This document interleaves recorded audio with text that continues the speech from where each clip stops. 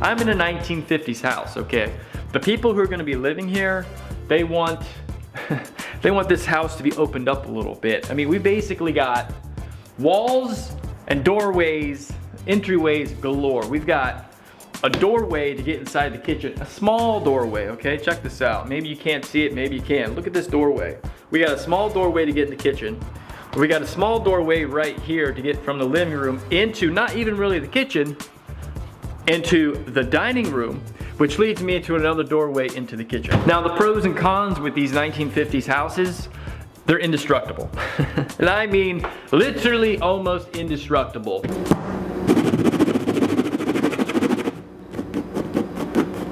This sucker that we are in now, so we're at the beach, it has withstood at least, I don't know, probably like 100 hurricanes since it's been built. Literally 100. There's no fabrication there. Probably around 100, maybe 80, maybe 60. I'm not sure, but I expect it's been at least 15 hurricanes this sucker has withstood over the course of its lifespan. Now, there are no straps holding this house together. You know what I'm saying? There's no modern technology, just old school hammers and nails and, you know, blood, sweat, and tears got poured into the building of this house, and it's withstood the time. So what we're gonna do is we're just gonna make it better. We're just gonna make it better.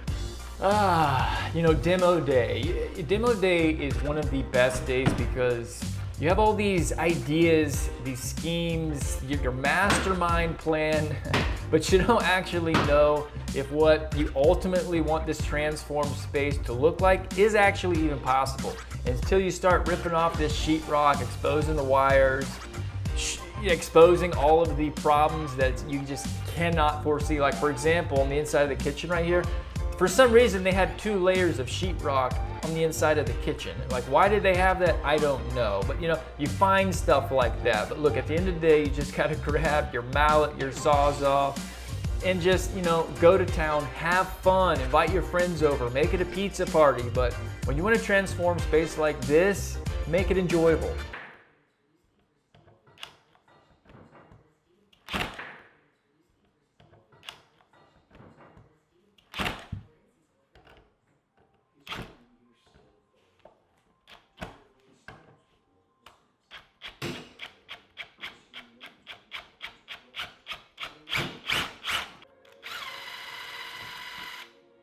Wow.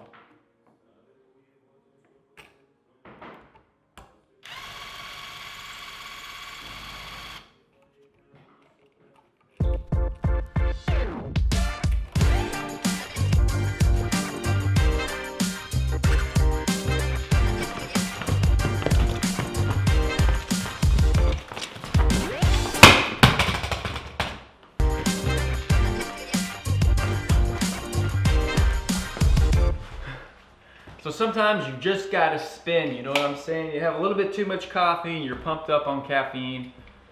You just gotta let the energy out somehow. Okay, so moving right along, now that we have our wall down that separated our kitchen from our dining room, we still wanna take the wall down, this wall down, that separates the kitchen from the living room. So we just want one big room, and now in order to do that, we actually have to build up 2 shoring walls on either side of this load-bearing wall. So your shoring wall doesn't have to be perfect, it's just got to be strong enough to withstand the weight of your roof for about 15 minutes or so. Well, for me anyway, because I'm going to tear this down and reassemble it quick, you know what I'm saying? Okay, so what I'm putting together right now is actually one of those shoring walls. In order to do this, you'll need a top plate and a bottom plate. And what I mean by that is there is a 2x4 on the floor and a 2x4 fastened to the ceiling. And you need to put studs in between those 2 boards. And then you screw those studs to those boards like you see here. So eventually you'll end up with a pine wood forest in the middle of your house like that. And actually this is a better angle where you can see kind of like there's that center wall that I'm destroying right now. And to the left and to the right of those falling 2x4s are the actual shoring walls that are holding up the ceiling so that it doesn't come crashing down when we remove this load-bearing wall. Once you have all that done, it's time to finally remove the sheetrock. I'm wearing full PPE because, you know, like I said, this house is 70 years old, 80 years old, 100 years old. You don't know how many dead rats are gonna be falling on you when you remove the sheetrock. So you don't know what you're breathing in. Now, these are the exposed joists we are gonna be cutting to make room for our load-bearing beams. All right, so the Morton Master is here. We are going to be installing our recessed beam for the living room.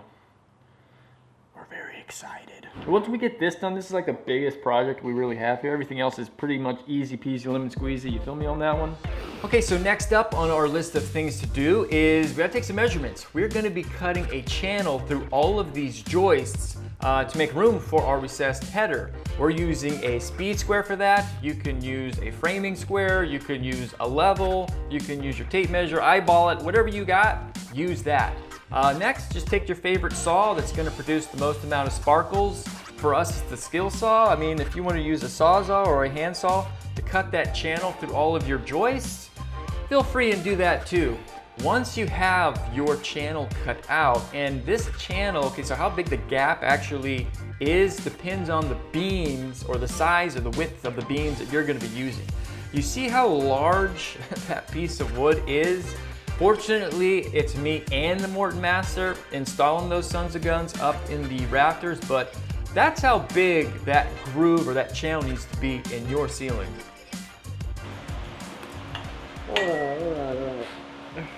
Now that Morton Master and myself have had the pleasure and the joy of hanging these two beams up in the ceiling, now what we have to do is add these hangers.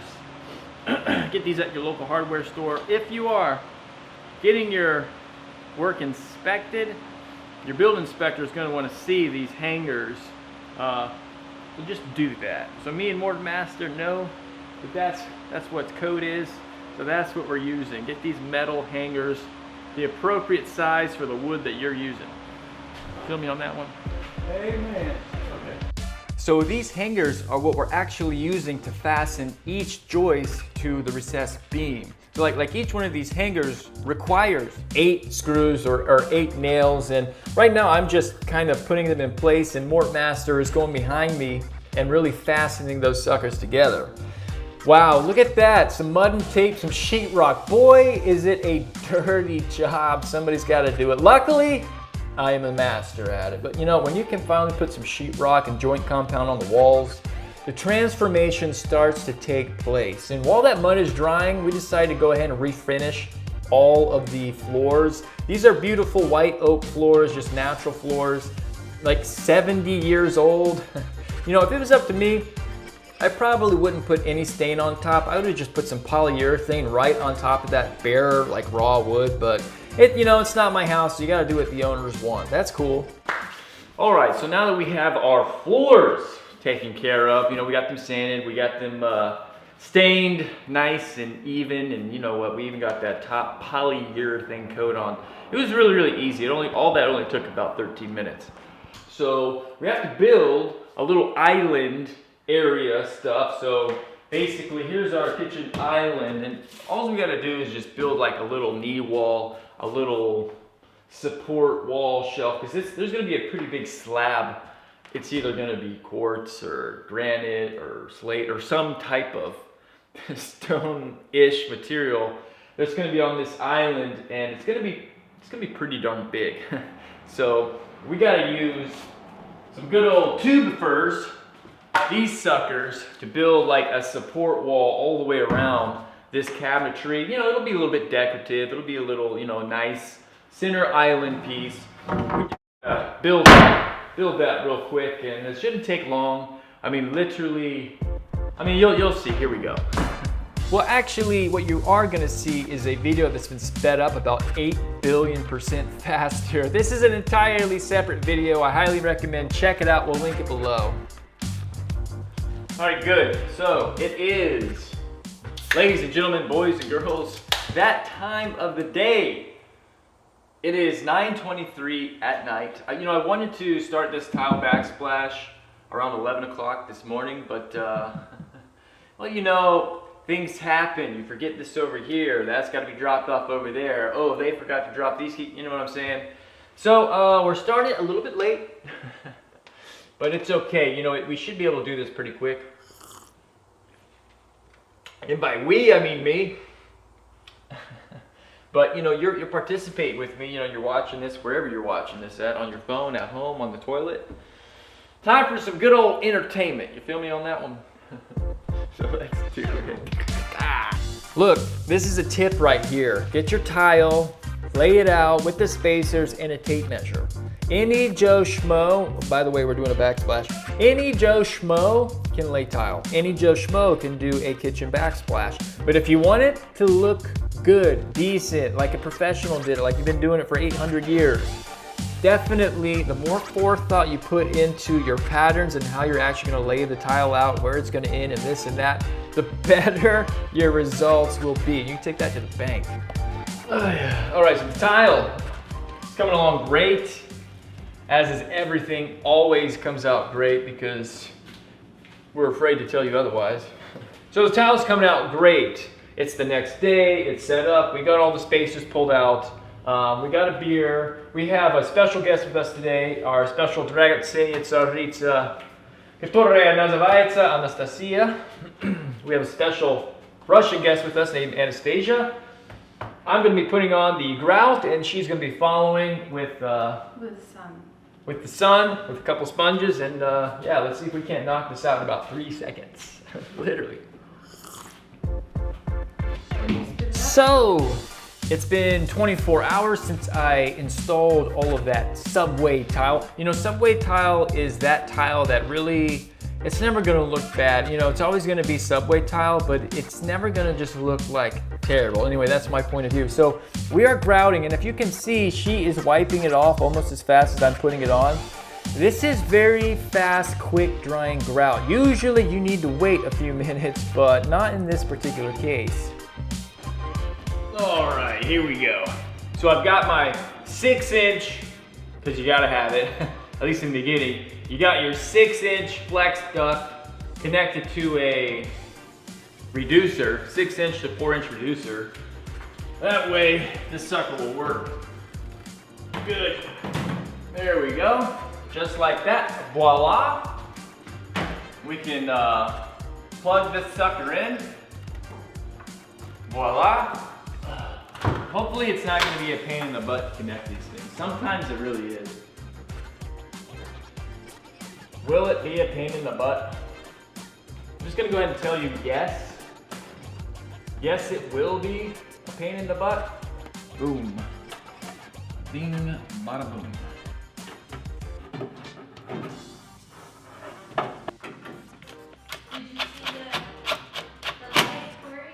Looks pretty good, doesn't it? Oh yeah.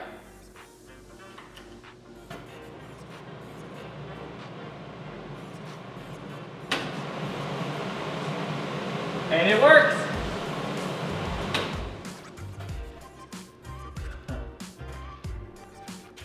Good.